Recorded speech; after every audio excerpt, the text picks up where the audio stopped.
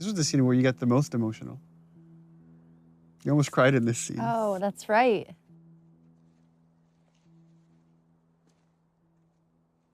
We don't have to do this. You know that, right? First time Joel questions the whole idea of this mission.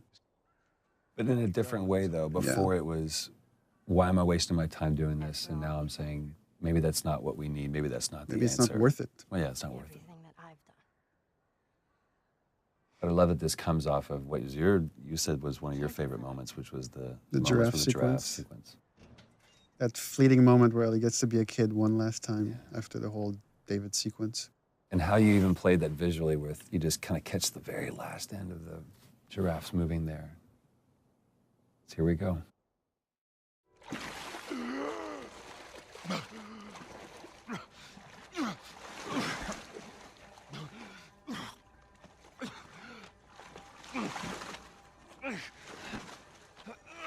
Oh, Ellie's dead. I mean, I'm sure it was such an intentional thing to call back to the very beginning, to where Joel finds himself in this situation again, and after everything that we've been through, it's like I won't go through this. And Hands in the air. just again, that irrational, maddening, desperate calling for help. I need. From this point forward, it's like the beginning backwards. Where if this is the point Sarah dies, like now you're about to do the Carrie sequence. Yeah. Then you're like play as Ellie walking, like viewing Joel from the outside, and then you end on the shot with Ellie. So it's like the beginning reversed. Sorry about that. They didn't know who Let me see Marlene again. And Ellie? She's all right. They brought her back.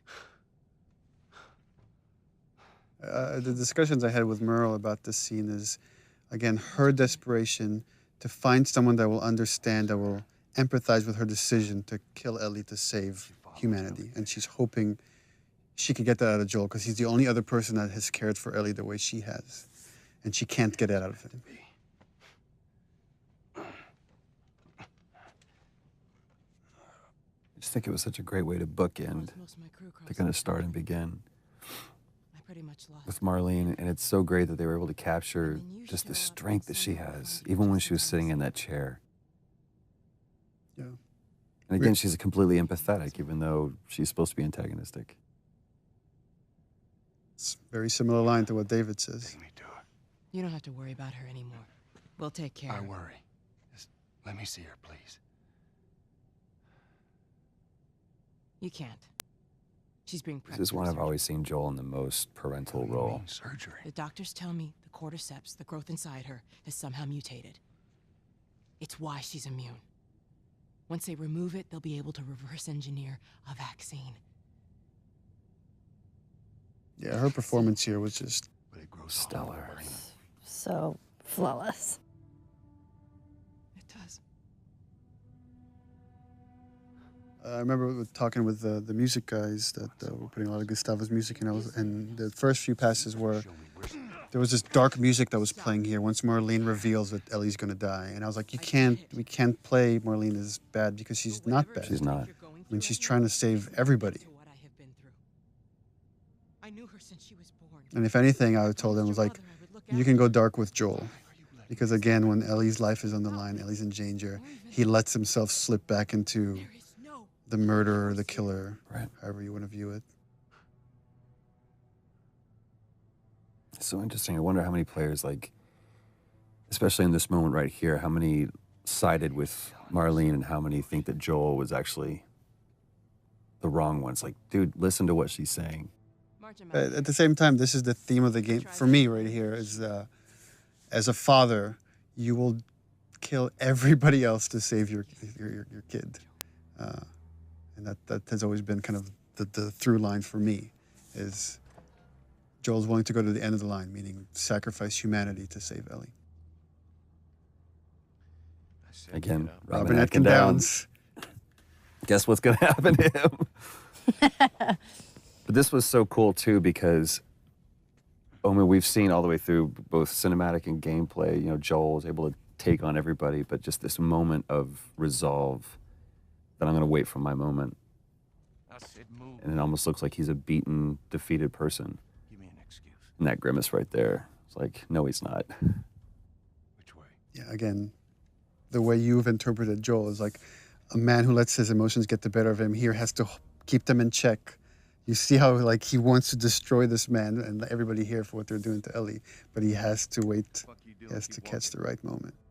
I said keep walking. Bam. Where was the operating room? And again, just such a brutal scene. There's no threat here. It's It's just time. Time is the threat.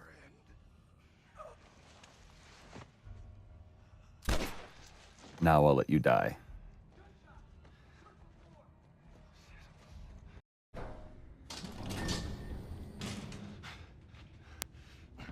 This scene used to originally be all in the operating room. And Joel wasn't carrying Ellie. He killed Marlene and the doctors in the operating room. And then Peter Field, designer, just kept bugging me. He's like, I feel like we have to play this part. It's, you have to carry Ellie out yourself. It can't just be like hinted at. And we ended up switching the whole structure of this thing. He was right. It was like, it worked way better. That was another one of those moments where we're like, we're done, we've got it. No, we don't. As a cinematic, it was. I thought it was perfect. But as a bigger part of the game, it was weaker than letting you play through some of it. She won't feel anything.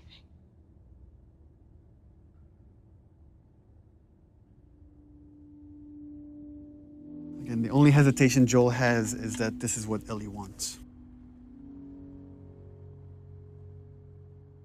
And it's such a great decision to show, just cut to this. Give the audience, the player, just one last moment of, well, what did he choose? Just to sit in that decision. It was also important to show the lie against the reality because the lie has so much weight here at the end. Throughout the game, Joel has never lied to Ellie. He might have disagreed or he might have dismissed her, but he's never outright lied to her. What happened? And for me, this was the moment I decided to lie. We found the fireflies.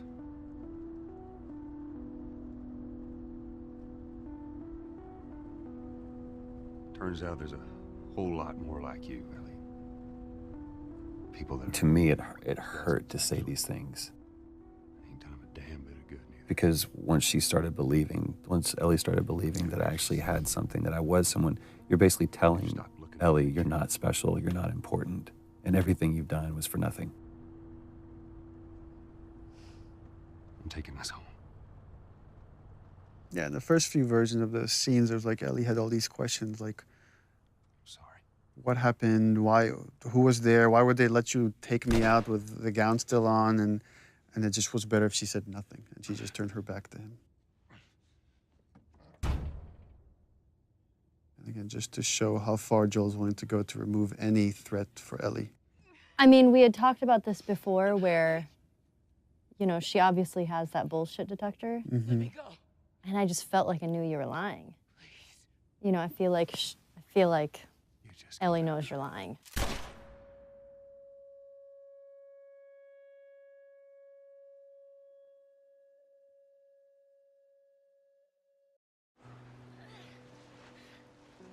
All right, come on.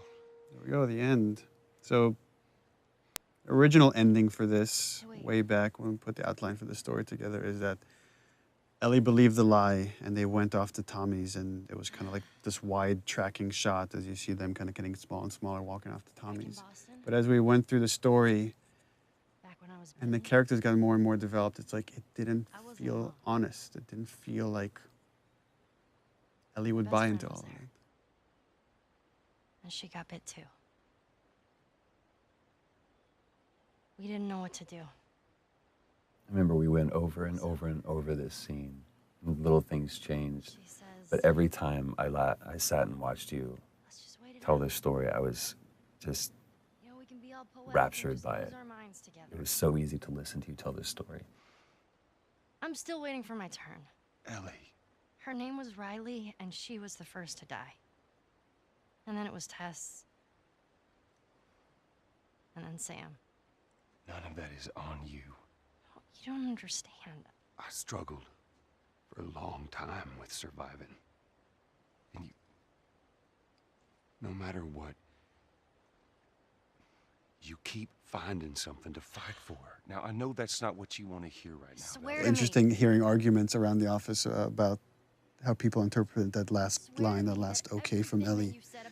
Whether it's, okay, I believe you, or okay, I could put this behind us, or okay, I don't trust you anymore and it's over.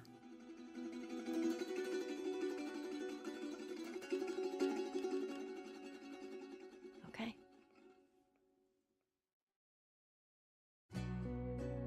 That's it.